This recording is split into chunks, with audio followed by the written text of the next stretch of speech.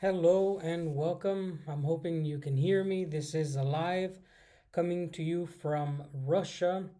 I'm going to be telling a story today about how this channel received over $10,000. I'm going to be talking about it in rubles.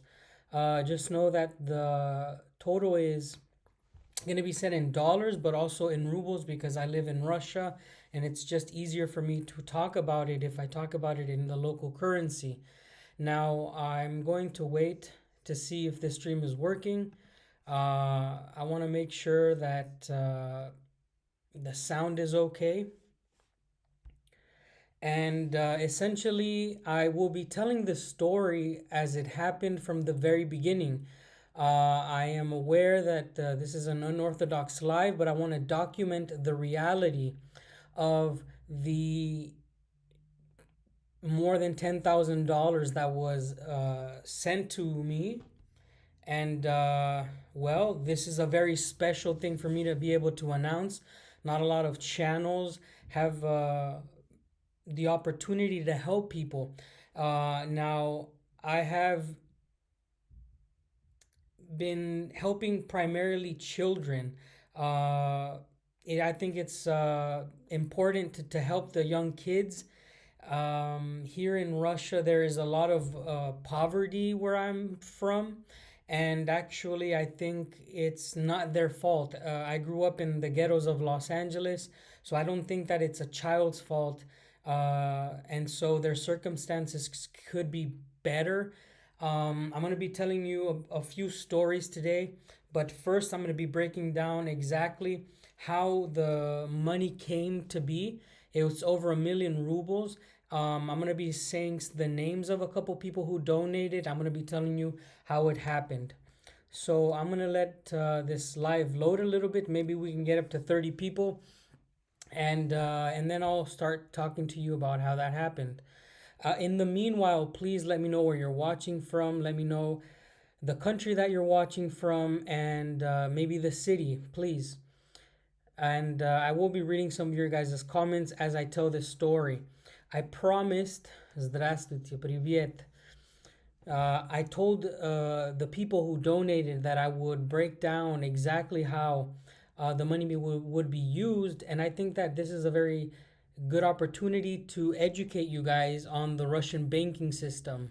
So please let me know where you're watching from. Germany, snowy Canada. Hello, welcome, Wayne. Hello to London, England. Oh, London, UK.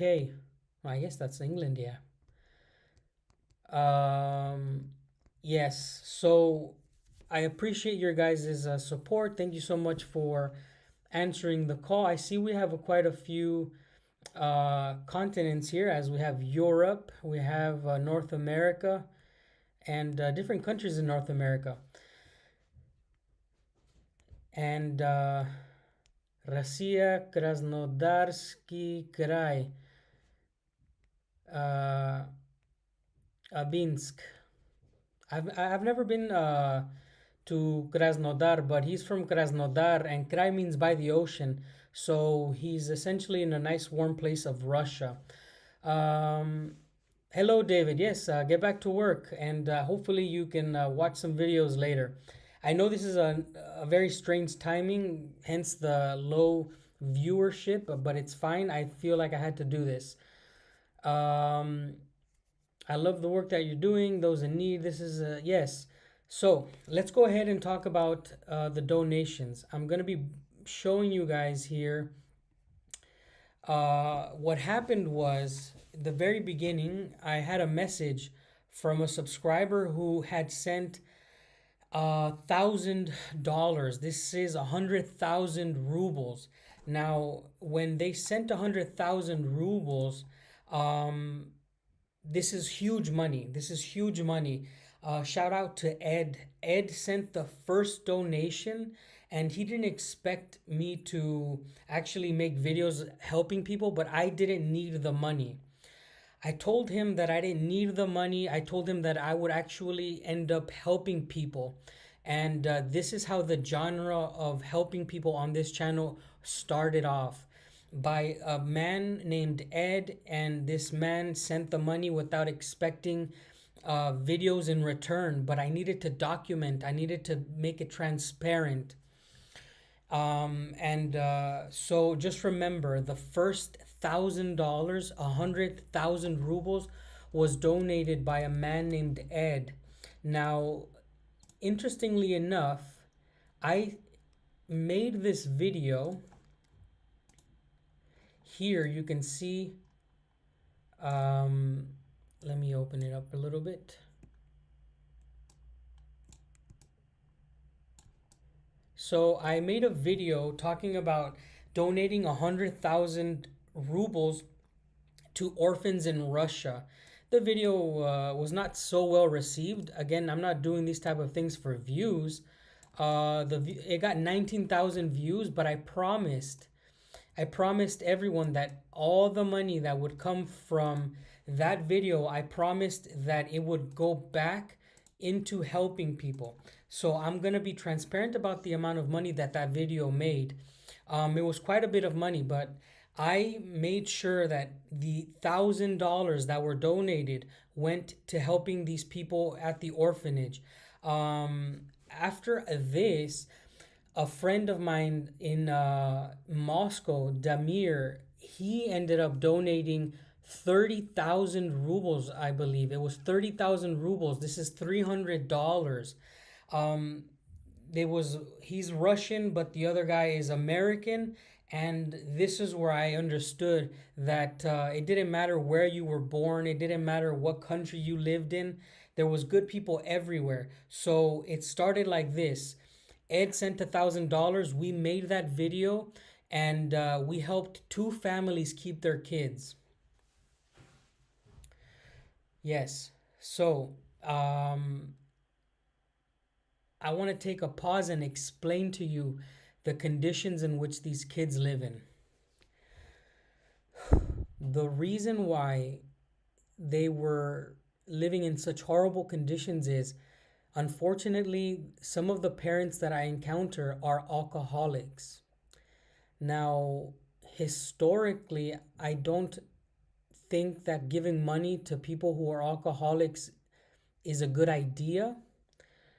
But I told you in the beginning that I don't believe that the kids should be suffering for the choices of the parents. In that first episode, we end up helping two families. One of the families is a low-income family who's recovering from alcoholism. The other one is a single mother with a mentally ill child. His name is Maxim, and she's also an alcoholic. But what they didn't have in their house were toilets, washing machines, and decent wallpaper.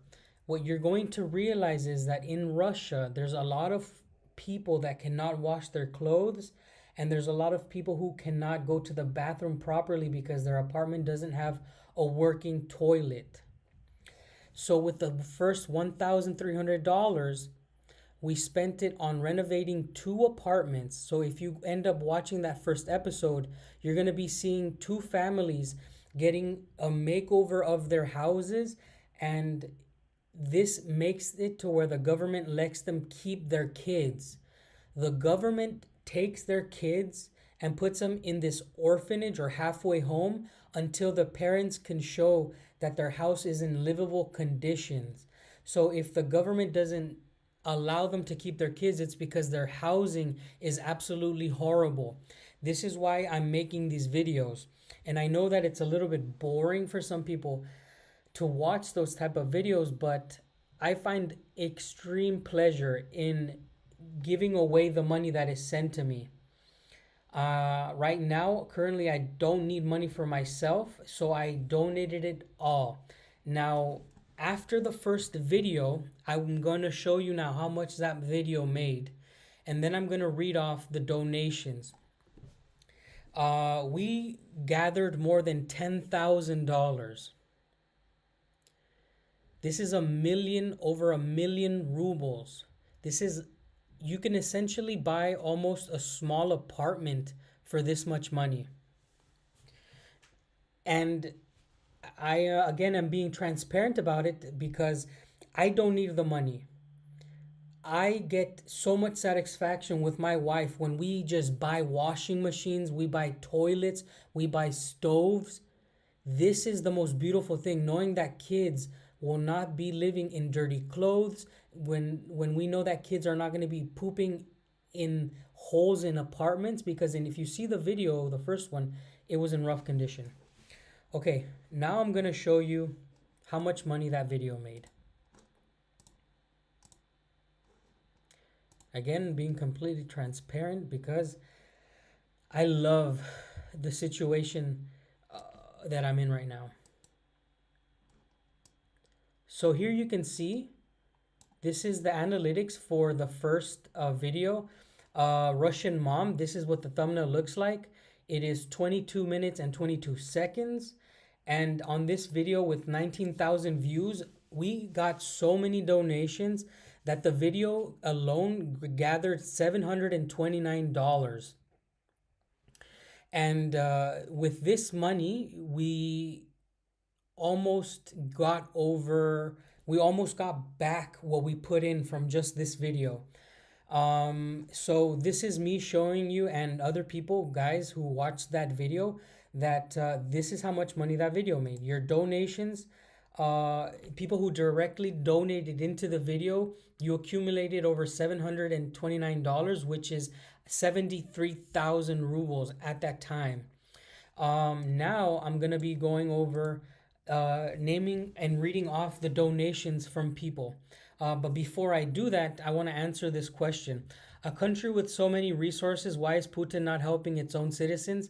So this is an ignorant comment, because obviously just because I'm helping other people doesn't mean that the country itself is not helping its people, right? You have to have very low IQ to come to that conclusion. So to me, this is a ridiculous thing to say. I don't know if you have maybe a little bit of damage. Look, I don't want to humiliate you, but just because people like me help people doesn't mean the people in the country are not helping the people.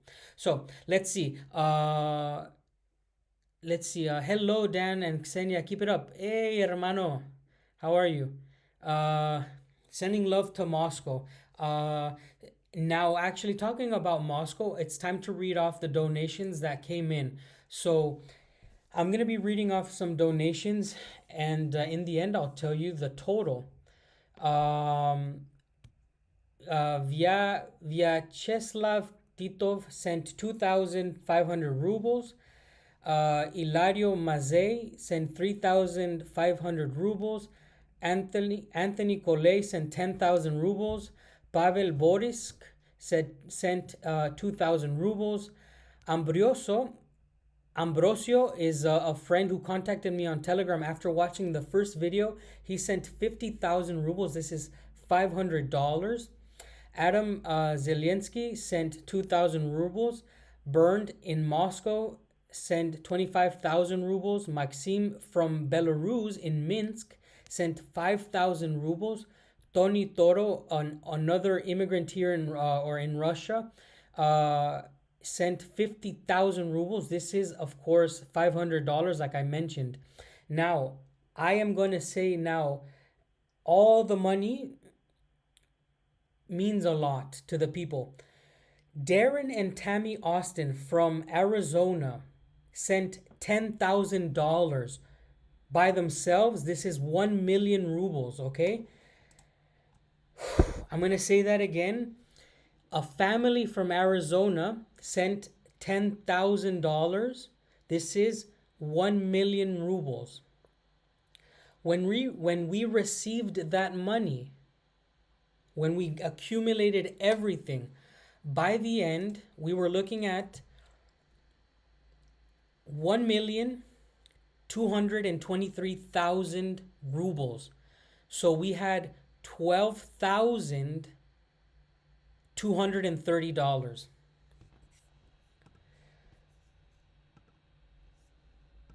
An unbelievable amount of money. Let's take a second there to understand what that one video did, because I'm going to tell you exactly what comes after. When I get the message that they will be sending this amount of money, I told them, listen, if you're going to send that much money, I want to tell you what we can do with this money, because there's no way that I would give the money away immediately, because it makes no sense to just throw that money in random directions. I had to think, and I told him, listen, in Russia, the banks give absolutely very good interest. Many viewers who are watching from Russia will know that here in Russia we get a 19 to 22% on the money that you have in savings in Russia. So what I did was I took my money and I matched it. I gave the same amount of money, around $12,000, and I put it together with that amount of money, and I put it in the savings together. I matched the $12,000 and I put that money in the savings, and every month it gives about $400. To some of you guys watching from England, from Australia, from the United States might be like, what? Why? How the heck do you get $400 on interest from the savings? Well, here in Russia, I'm telling you, the percentage is insane. And I've put the money on a 6-month plan. What I'm going to be doing with the money is every month, we're going to be helping 1 or 2 families out by buying toilets, stoves, and food.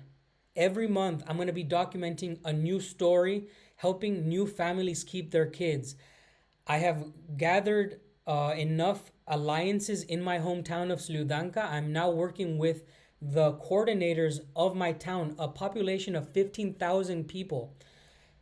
I have now every record of every family that's in need of food. I have every record of every family that's in danger of losing their kids.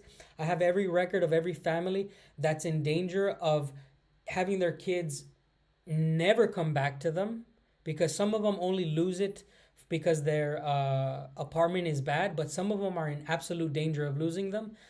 And I have these records now. The best way to use this money is making sure that it builds interest and managing it in a sustainable way. And I want to be transparent as much as I can. And this is why for every video, I'm literally naming how much everything costs. Sometimes I feel like there's a weight on my shoulders to the people who donated, but I feel like my character speaks for itself, right? I know what I'm doing. We have over $25,000 now. That's insane. I've never had that much money in my life, but we have $25,000 and we're putting that to work with interest to help families in need every month. I want to say the money, if it ever runs out, if there is ever an emergency where we have to donate more than we have, I will absolutely do it. And I will continue to do this until I die, because I believe that I'm here in this town and I have to give back. Now, I want to break some news to you. The new episode, because people who watch these lives, they get to learn breaking news. The next episode is going to be about a family who lost the mother of the family. There is a young boy who is 12 years old. His mother died to tuberculosis. The father survived the disease, the tuberculosis. He survived, but the mother did not. This happened recently. The father, after losing his wife, turned to alcohol, and the child was taken away. He's 12 years old. This is the first case in my hometown where I'm hitting it, and I'm going to really, really dedicate to this young man, because he's 12 years old. He lost his mother, and he shouldn't lose his father, because Ksenia lost her mother and her father turned to drinking. So I took special interest in this case. The father has since stopped drinking. Today I went to see him. We bought him a new washing machine, a new toilet, and today we're buying him a new bed. And when we're all done renovating his apartment, the government will come and look, and his son should be coming back to his father. We we often say that alcoholics in Russia are no good, but we don't think about why they start the drinking. Now, this man lost his wife. I will not judge him, but we're going to give his son a new opportunity to have a good life. Hello, Jose. Hello, my friend. Hey, hermano. Hello. Hello, Simon. So these are the stories. These are the stories that are happening. A lot of people have donated inside of Russia. A lot of people have donated from outside of Russia. And there's one huge difference that I can say. Before I started this journey, I never thought that I would gain support from people inside of Russia.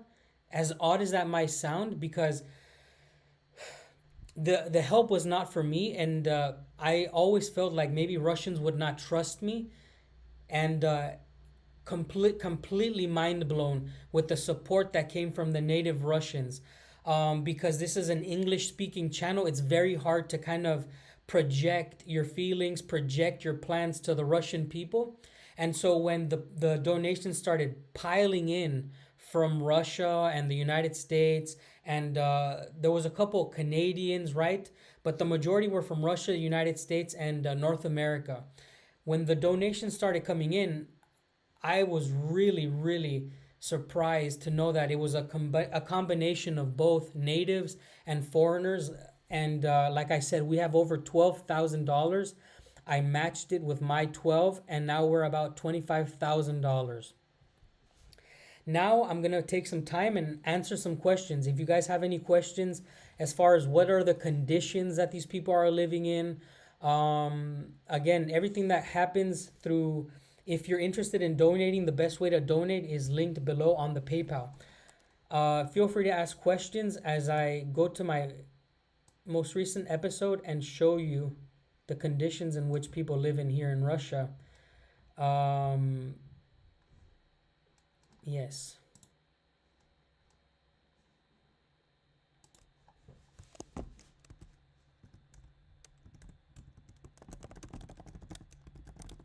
Yes, absolutely. The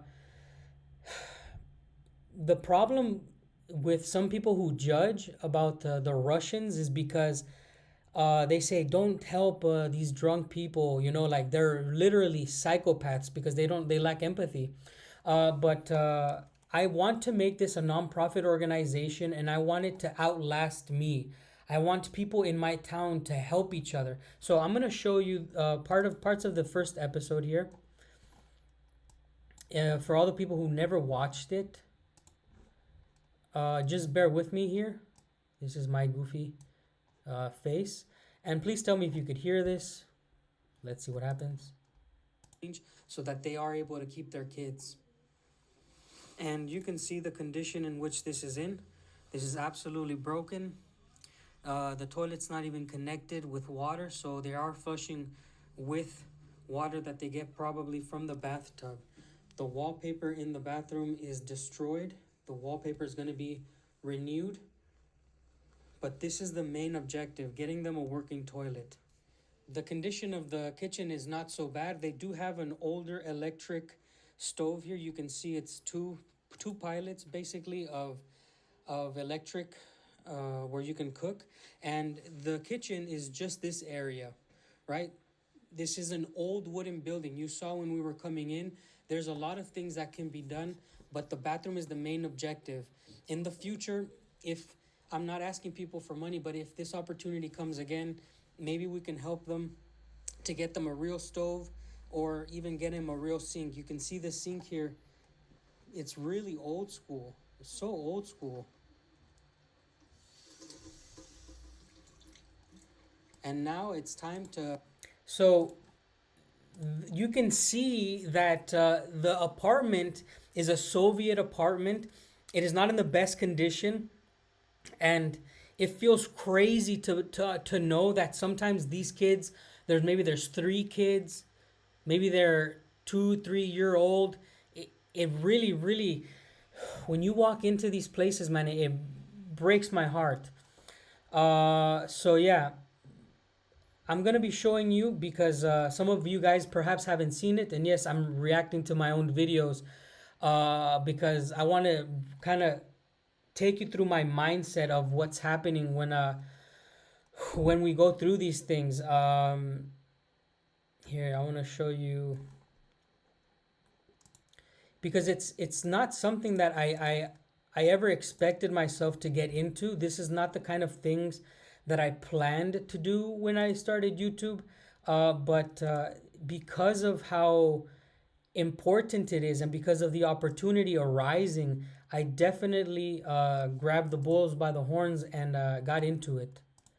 Um, Now I'm going to be showing you another episode here. Here we go. So in this second episode, um, do people here watch Vasya? I've seen maybe one video of his, and people bring him up, and it's a really good thing that you guys watch that because you get to realize how incredibly unfortunate some people's lives are, like everywhere else in the world, right? But it's nice that some people like him exist and he helps people. Here is the second episode, and this actually is a house of a person who we end up helping.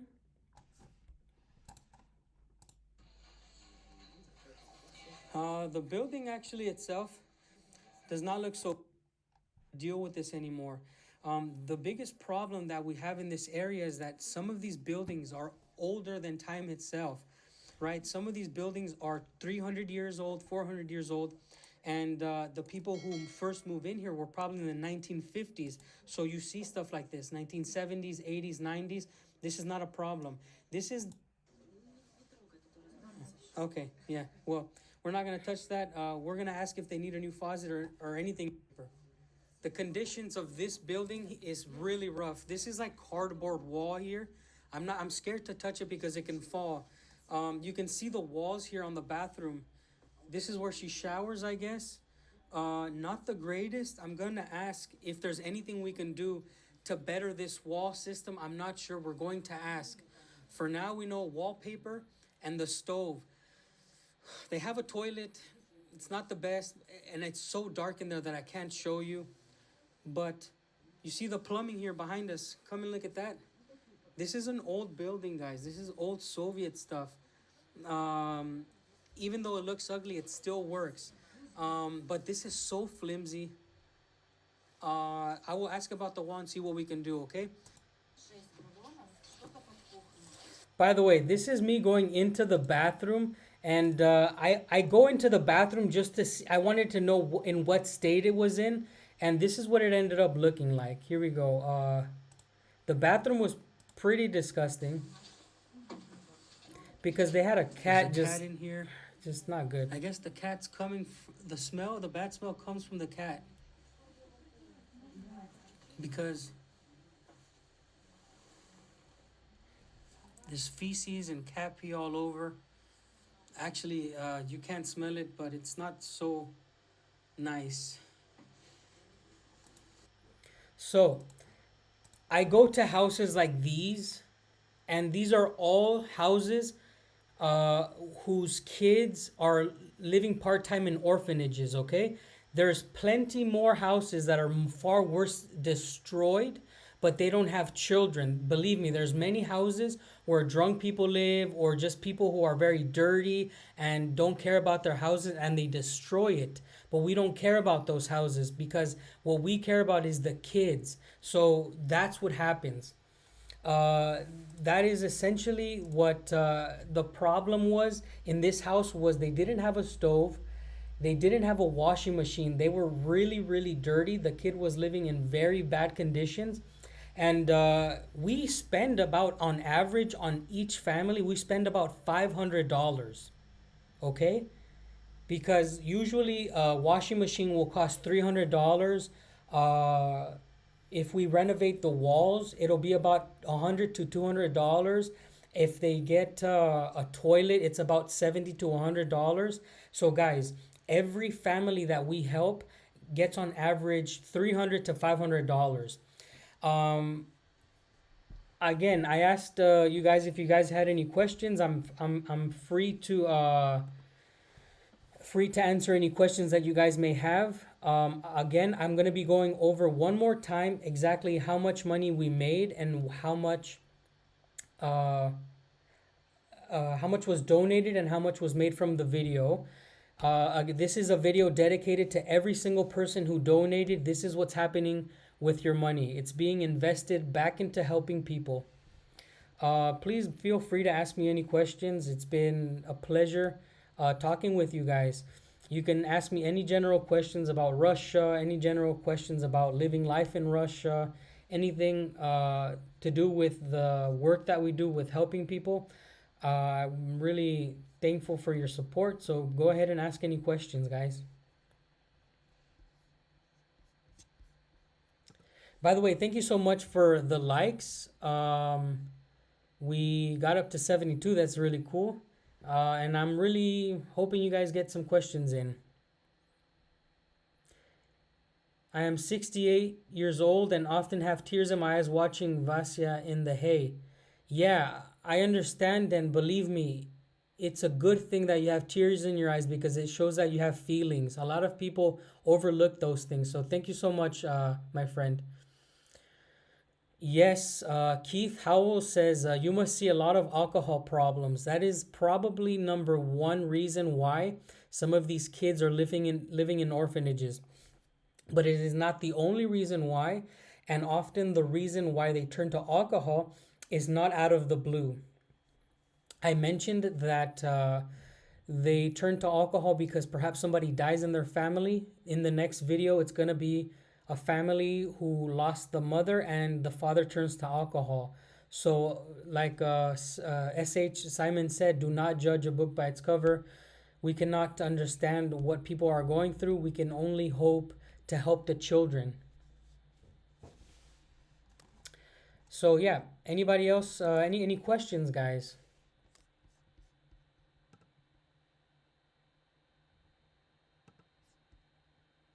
I would really appreciate some questions. Hey, thank you so much, Andrea. Thank you.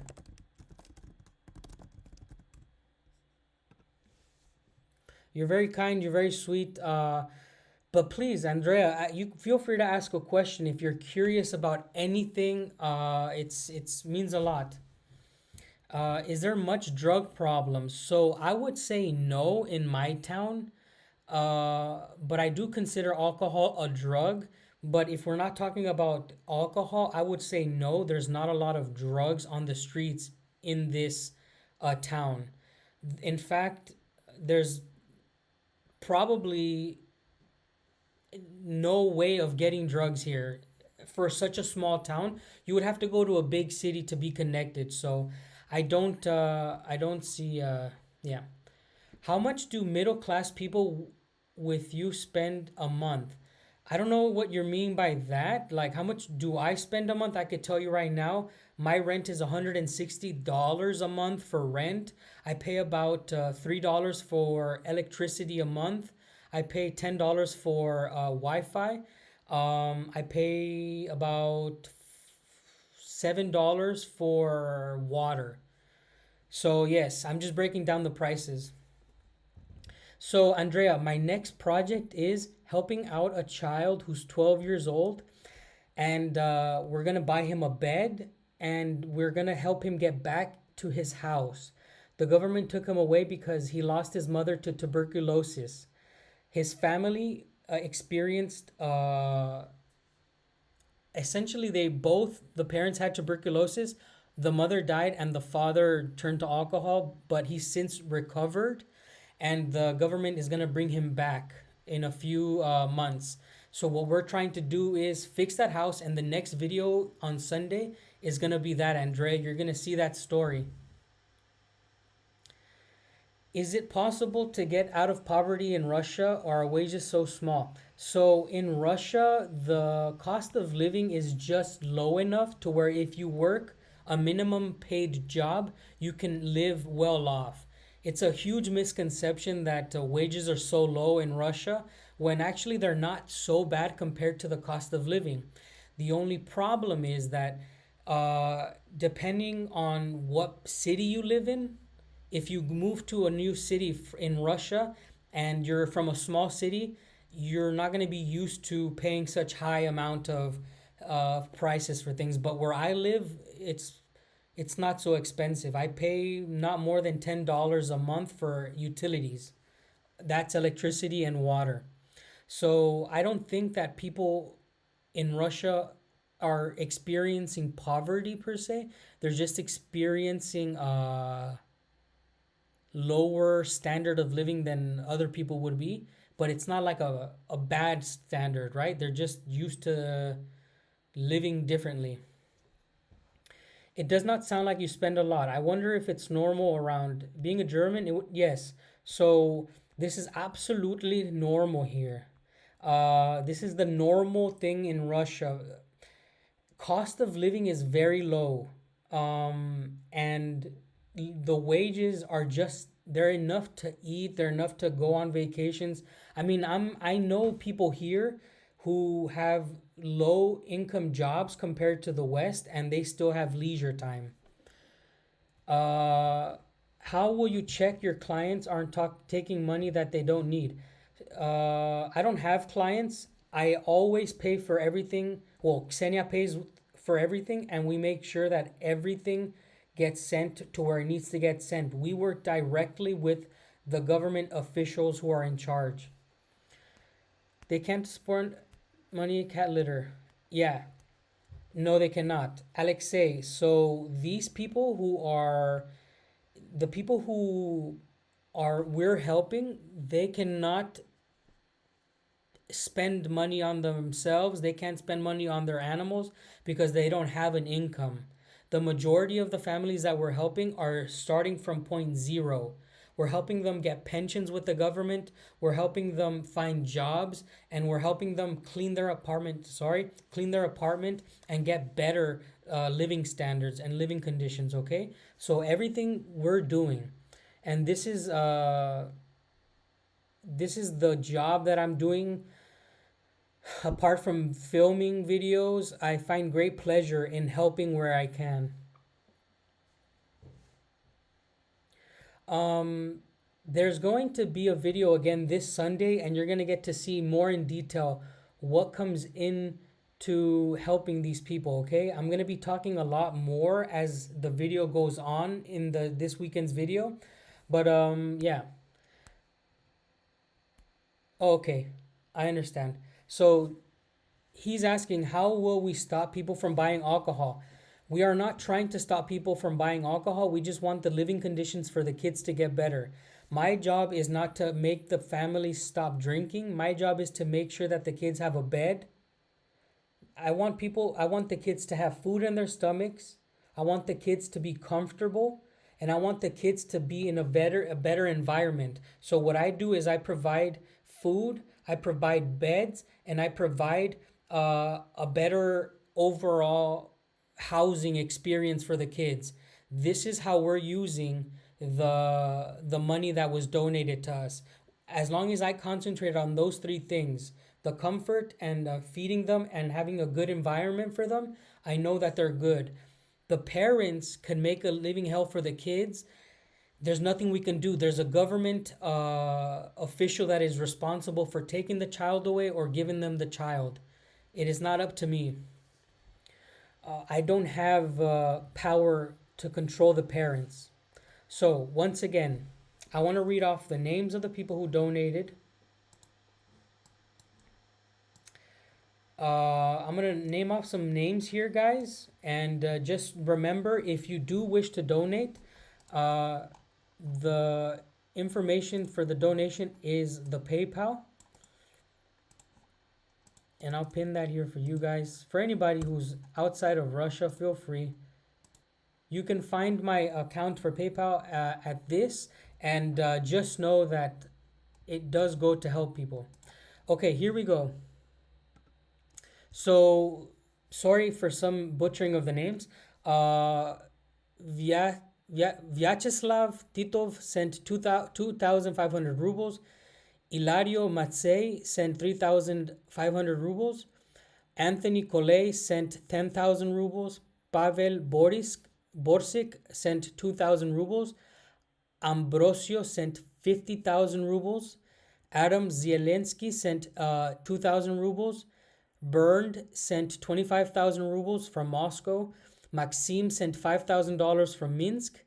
Tony Toro, a New Yorker, an American, sent 50,000 rubles. And Darren and Tammy Austin from Arizona sent 1 million rubles, $10,000. Again, I say it like this because that one really broke the scale for this operation. The $10,000 that they sent from Arizona kind of elevated this project to being something that is sustainable for the rest of time. I think that if we can manage this money, because I match the money, I think it can last for as long as I'm alive. With the interest and with the right way of managing, this is what I feel like we can do. So thanks again for everybody who donated. The total was 1,223,000 rubles, and I matched that. I matched that $12,230, and I put that money in a savings account. And every month we're getting $400, and every month I'm dedicating my well, I would say my life, but my wife and I, we are dedicating to finding kids in need, and we're helping 1 to 2 families stay with their families, taking the kids out of the orphanage and putting them back into the houses where they belong with their families. And we're trying to give them food, we're trying to give them comfort, and we're trying to give them a good environment to live in. Those are the 3 things that I want to happen. Again, hey, Man Alive, my friend. Thank you, my friend. Thank you for the donation.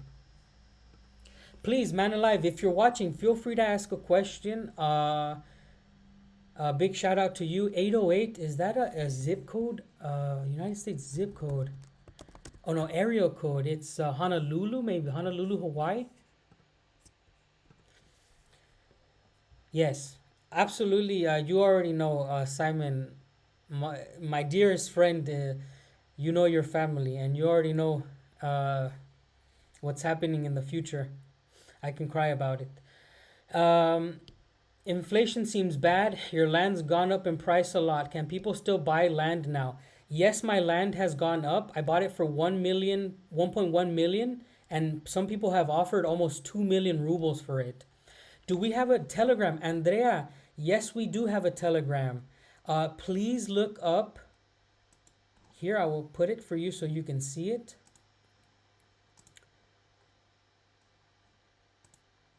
It is the Russian Experience on Telegram. Just look it up as I sent it to you. Guys, if you want to keep up with myself and my friends and other people who help the community, feel free to join our Telegram. And you can also click the link in the description, and it takes you directly to the Telegram where I use it daily. Um, it's it's such an honor to be able to be part of this community. Like I've been talking so much, and I just want people to know that there is a way you can make a change, even if you have no money, by being a sweet and kind person. Okay? If you're a kind person and you are just even saying hello to people and smiling, this is enough for some people. Believe me, I have been so depressed sometimes when I was younger, coming back from the Afghanistan war, and all I needed was a hello or a smile, and it really kept me going at the lowest point of my life. And I think this is why I have a little bit more of sympathy and empathy for, especially for kids, because in the war I saw a lot of sad things for kids. But now that I'm in a position where I can help, I know that even if I had no money, that I can make at least a small child smile, because you must be kind to kids. You must make sure that they grow up and want to be kind as well. Piotr, Thank you so much. What a cute little drawing thing. Will you and Xenia adopt an orphan or maybe foster a child? Very good question. Very good question. I feel that when I build my house will be open for all the kids.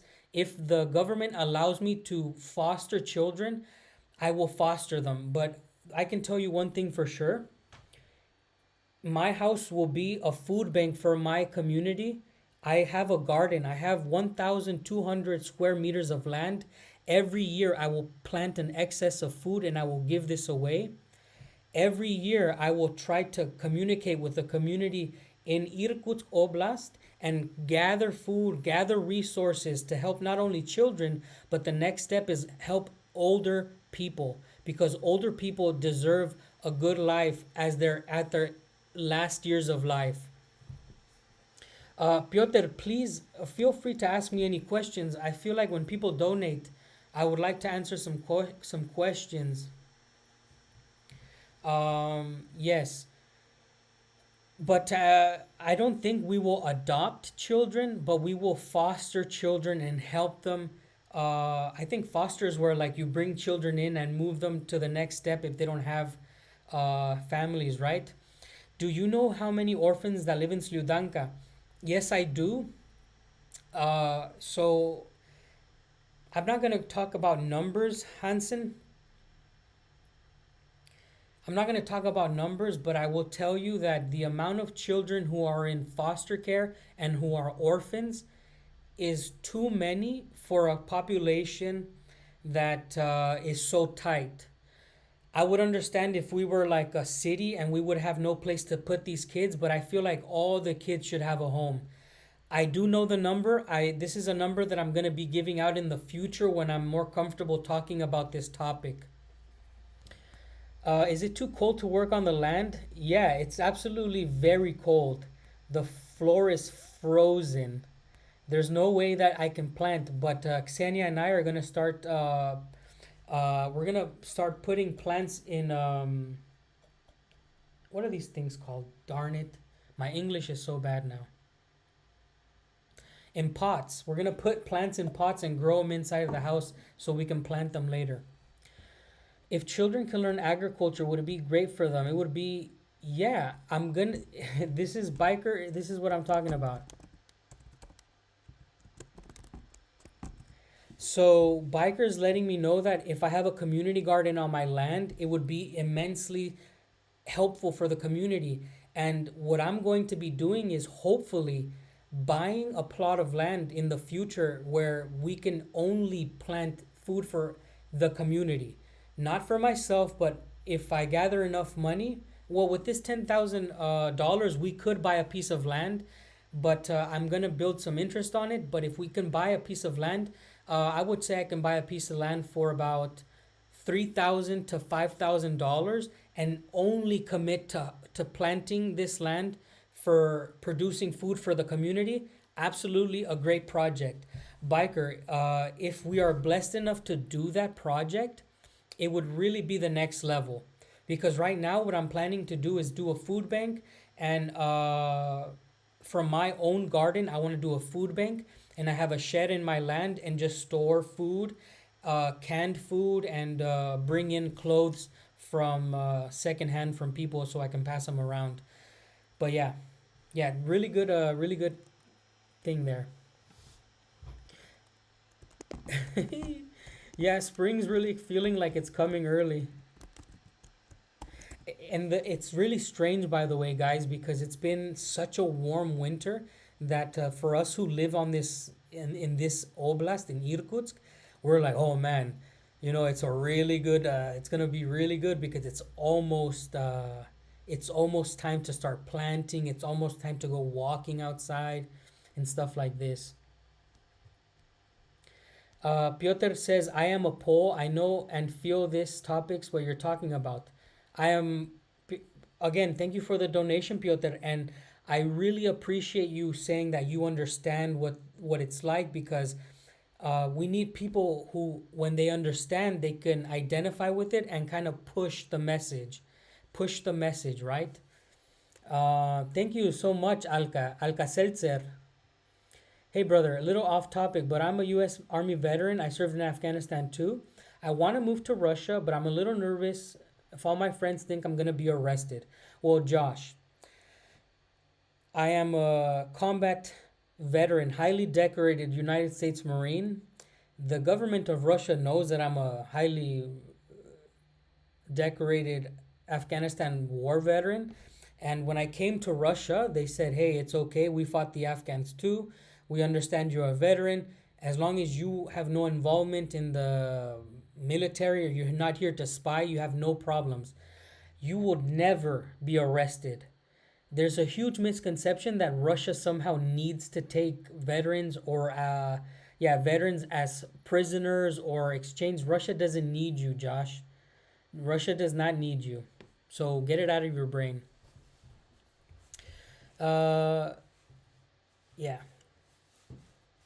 Listen, guys, for all my veteran friends who want to visit Russia, if you come to Russia and you're a veteran, if you come to Irkutsk Oblast, I will be your liaison and I will take you everywhere personally if you want. I will show you Lake Baikal. I will take you fishing. I will take you to the mountains. I will show you the freedom that you can find here as a vacation and you can go back to your land wherever you come from with a smile on your face. Nobody's going to take us prisoners. We are not enemies of Russia, and the Russians know that, okay? And thank you guys for your service, and thank anybody who dedicates any time to their militaries. It's time that we can't get back. So, yes, about the percentage here, let me show you guys something really quickly.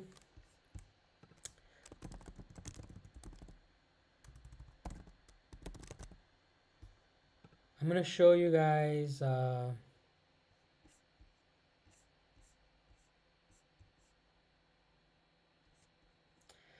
There is well, I can't pop it up on screen. Excuse me.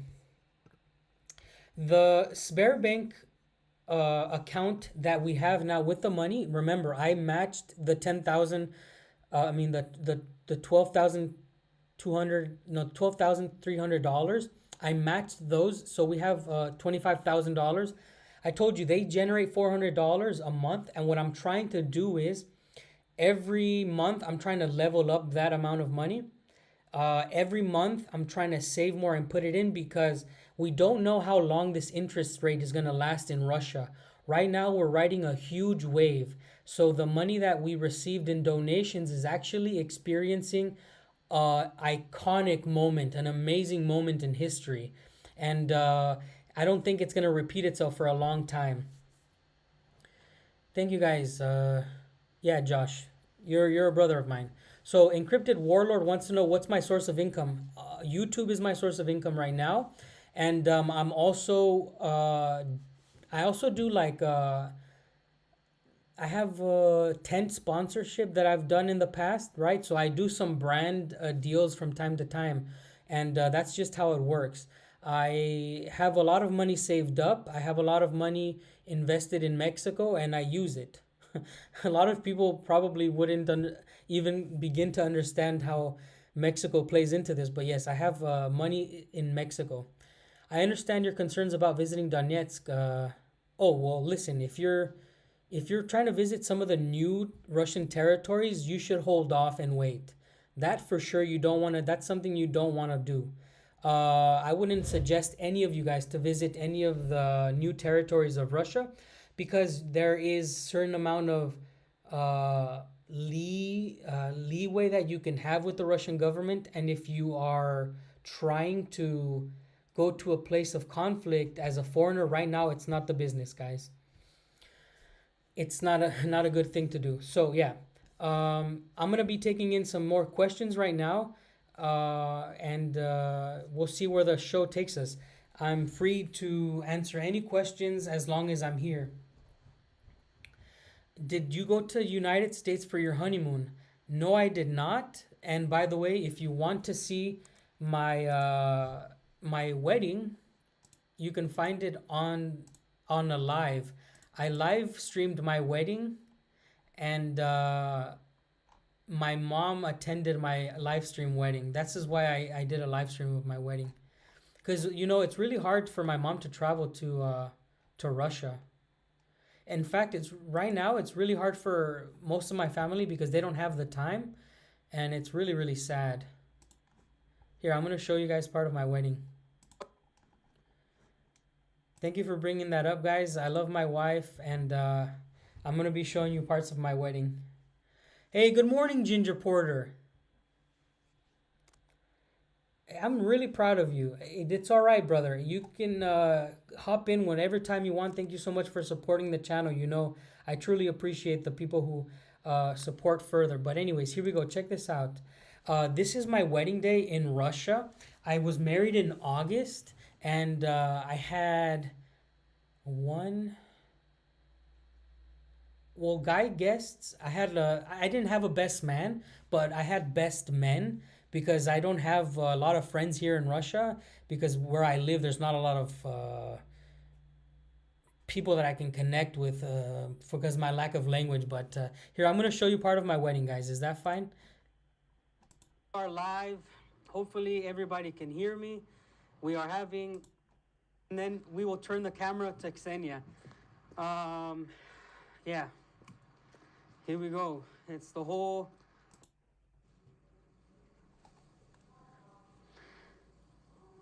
Do you know? Okay, it should start in 12 minutes. Nice. Okay, then we have. Okay, okay. Goodbye fishing. And this is my wife. I almost cry. It's too much stress today. Oh my God. Why are we not over there? So yeah, I got married here in Irkutsk Oblast, and it was the happiest day of my life. I love my town. I love my state. Oh man. Okay. So back to the live, guys. I did not get to go on a honeymoon. So when I got married, there's nothing to do. I can't go out. My wife doesn't have any other citizenship besides Russian citizenship. So we stayed in Russia. We worked all summer on our house, and we continued to work on our plot the entire time. So yeah. Don't worry, Ginger. If you want to donate, you can donate to the PayPal. The PayPal information is linked down below. It's the probably the best way to donate is through PayPal. Yeah. So I feel that I've really enjoyed this live. I never really planned to do lives on Friday, but if you guys enjoy talking, I guess I'm gonna be starting doing more lives. The channel kind of has died off a little bit because of my fault, but I'm trying to pump out more videos. I'm trying to give you guys a little bit more feed. It's really, really hard because we're coming up on the 3-year anniversary of the conflict in Ukraine, and that is also something that is very close to my heart because of the town that I live in and the region that I live in. Siberia is a place that really bleeds out a lot for the cause. So, yeah, I just this new year, I'm just hoping that the conflict ends. And I hate to talk about it, but I just want the conflict to end. I want peace with my country and Russia so that my wife can travel. I want the embassy to return to Russia from the United States so that my wife can get a visa to see my mother. This is the kind of stuff that I think about in the future. Does Russia offer student benefits for university? There are good incentives to do good in university. So if you are a good student, you can get some sort of benefits. I'm not quite sure exactly what the benefits are, but I've been to university, and they've expressed to me that if they get good grades, they get really good scholarships. Yeah.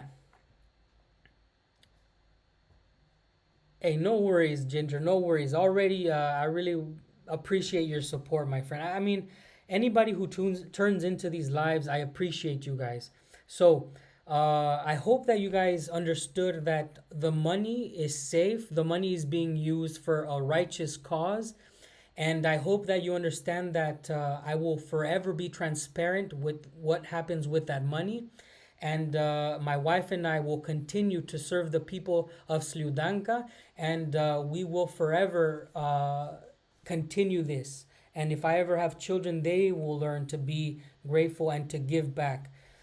And with that being said, guys, I'm going to give you maybe 1 minute to just ask any other questions if you have them. I hope this was a live that you enjoyed.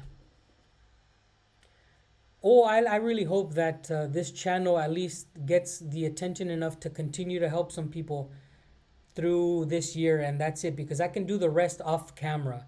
I don't have to record any of this, but I choose to do it out of keeping my integrity and my honor intact.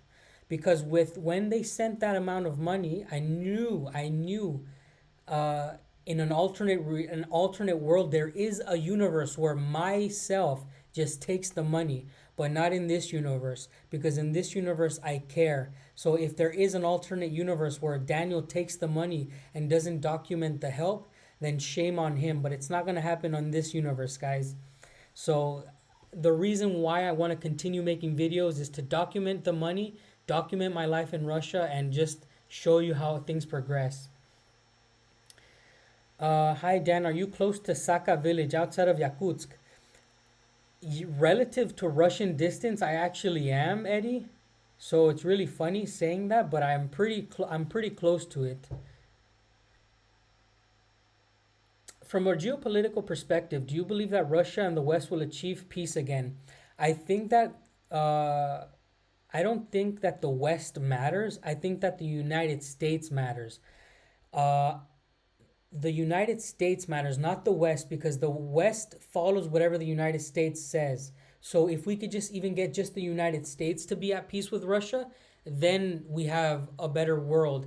And I do believe that the United States is at the table to make peace with Russia because it has a deep want to be on the good side of Russia. I think the United States finally sees Russia as somebody who's at their level, because for so long the United States would step on Russia, but Russia really stepped up and proved itself to be a superpower, because before Russia was not considered a superpower. So now Russia is at the meeting table.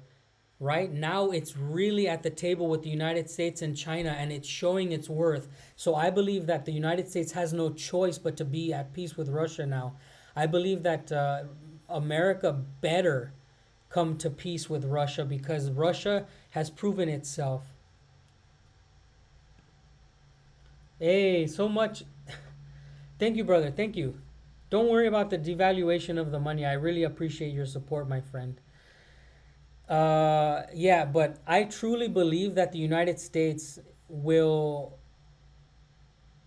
submit to the power of Russia in a way, because it has no choice. Russia has proven its worth, and it's best to be friends with them. And America is finally realizing that it is time to do that.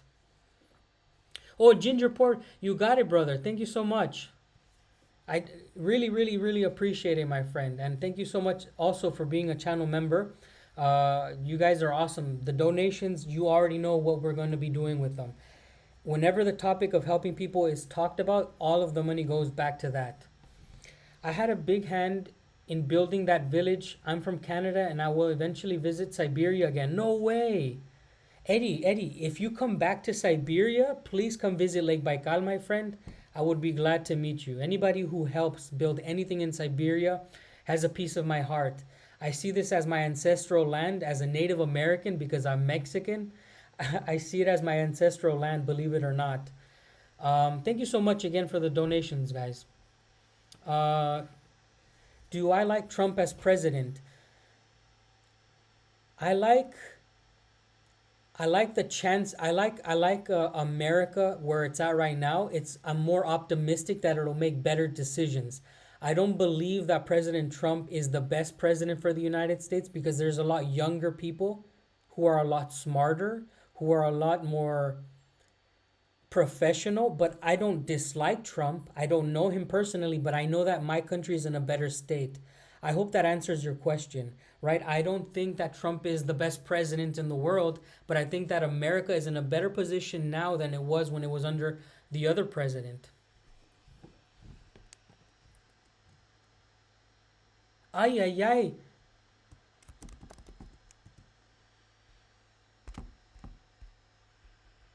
Oh, sorry, sorry. I'm so embarrassed.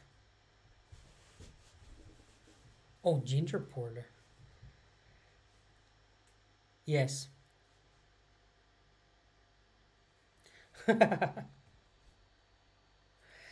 Hanson Studio Design said that if he sees me wearing a big golden sombrero, he'll know where the money went. That is hilarious, man. But you know, it's such a funny stereotype, but the people of Mexico where I'm from, we won't wear a sombrero as often as you might think. But if you see me wearing golden boots, then you should expect that the money went away because yeah, I wear boots and I have boots here in Russia from Mexico, and the only gold I will ever wear in my life is this. This golden ring is the only gold that will be on my body. I never worn gold in my life, and I would never wear gold unless it's my golden ring. And I will tell you what, I have no ambition to have anything golden. So yes, only my golden ring. But yes, golden cowboy boots for the memes, for the lols. Hello, Mr. Wonderful. You're tuning in a little bit too late. This is the tail end of the live. For anybody who tunes in this late, know that we have $25,000. Half of that was donated to the channel for charity.